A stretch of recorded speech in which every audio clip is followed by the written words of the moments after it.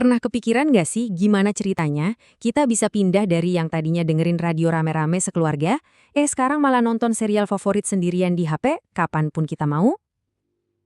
Nah, itulah yang namanya evolusi penyiaran yang bakal kita bedah hari ini. Sebuah perjalanan yang luar biasa banget, dari satu suara untuk semua sampai konten tanpa batas yang ada di genggaman kita. Oke, jadi kita bakal mulai dari definisinya dulu, terus kita lihat tonggak-tonggak sejarahnya.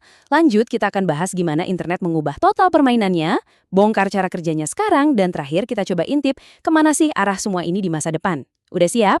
Yuk kita mulai. Oke, kita masuk bagian satu, apa itu penyiaran? Yuk kita mulai dari yang paling dasar. Jadi kalau kita ngomongin penyiaran, sebenarnya apa sih itu? Konsepnya kelihatannya simpel ya, tapi perjalanannya dari sekedar megafon sampai jadi megabyte itu udah mengubah dunia.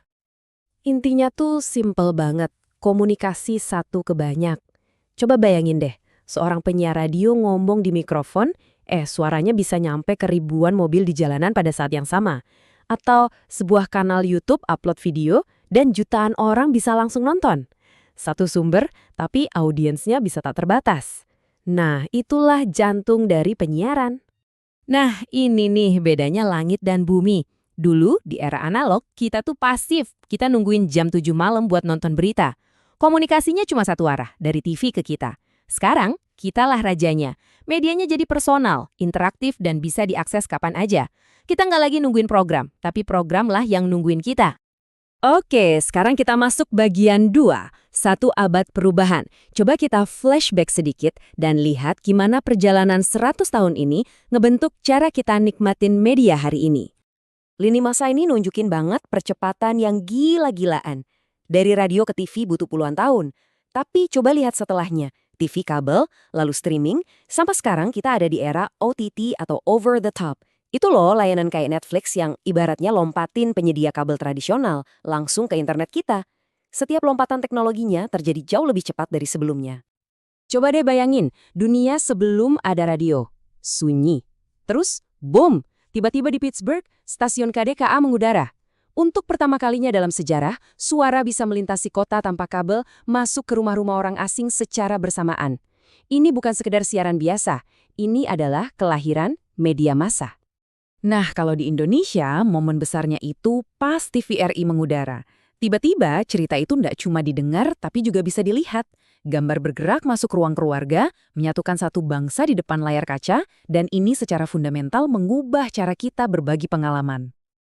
Oke, kalau radio dan TV itu bisa dibilang revolusi pertama dan kedua, nah, internet ini adalah revolusi ketiga. Dia datang dan menulis ulang semua aturan main di dunia penyiaran. Dampak terbesar internet? Jawaban singkatnya, kita pindah dari era kelangkaan ke era kelimpahan. Konten jadi digital, yang kemudian melahirkan platform streaming global, dan yang paling penting kita bisa nonton apa aja, kapan aja.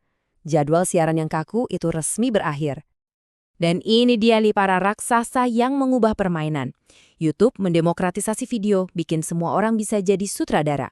Spotify melakukan hal yang sama untuk musik dan podcast. Netflix bikin kita jadi terbiasa langganan konten. Dan Twitch membuktikan kalau siaran langsung itu bisa jadi interaktif banget. Masing-masing dari mereka bukan cuma bikin platform, tapi mereka mengubah kebiasaan kita. Oke, kita udah lihat sejarahnya. Sekarang pertanyaannya, gimana sih semua konten ini bisa sampai ke layar kita hari ini? Yuk, kita bedah ekosistem atau mesin di baliknya. Perjalanannya tuh sebenarnya bisa diurutin jadi 4 langkah simpel. Pertama, jelas harus ada ide dulu dari si kreator. Terus, ide tadi dieksekusi oleh tim teknis pakai kamera dan mikrofon. Kalau udah jadi, kontennya disebar lewat platform, entah itu stasiun TV atau aplikasi. Dan terakhir, sampailah konten itu ke mata dan telinga kita, para audiens. Tapi, ada satu pemain lagi yang sering nggak kelihatan tapi perannya penting banget, regulator. Anggap aja mereka ini wasitnya di lapangan. Lembaga seperti KPI dan Kominfo itu yang menetapkan aturan main, mastiin kontennya nggak melanggar batas, dan menjaga industrinya tetap berjalan sesuai norma. Terus, buat apa sih semua ini? Sebenarnya ada 4 peran utamanya. Kita nonton berita untuk dapat informasi, nonton film untuk hiburan, tapi penyiaran juga bisa jadi sarana edukasi, kayak acara dokumenter, dan jadi platform untuk budaya. Misalnya dengan menyiarkan acara kesenian daerah. Semuanya punya porsinya masing-masing. Oke, kita udah ngobrolin masa lalu, udah bedah masa kini. Sekarang bagian yang paling seru. Kita coba intip kemana arah penyiaran selanjutnya. Jadi ujungnya bakal kemana nih semua? Ya walau nggak ada yang punya bola kristal, tapi ada beberapa tren besar yang udah kelihatan banget arahnya, bahkan sedang terjadi di depan mata kita. Ada 4 tren nih yang kayaknya bakal jadi kunci. Pertama, konvergensi media, di mana semua media melebur jadi satu. Kedua, UGC atau User Generated Content, yang artinya kita semua bisa jadi kreator. Ketiga, interaktivitas, kita bukan lagi cuma penonton pasif, tapi jadi partisipan.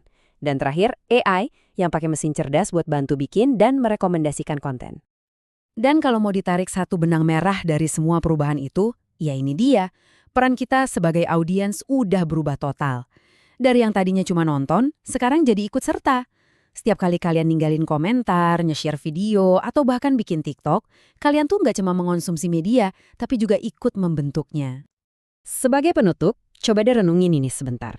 Radio di tahun 60-an versus podcast yang kalian dengerin hari ini. Keduanya sama-sama audio kan, tapi apa yang benar-benar beda? Bedanya ada di pilihan yang nggak terbatas, kemampuan kita untuk berinteraksi, dan peran kita yang kini aktif sebagai pendengar. Jawaban dari pertanyaan itu sebenarnya adalah rangkuman dari seluruh evolusi yang baru aja kita bahas. Terima kasih.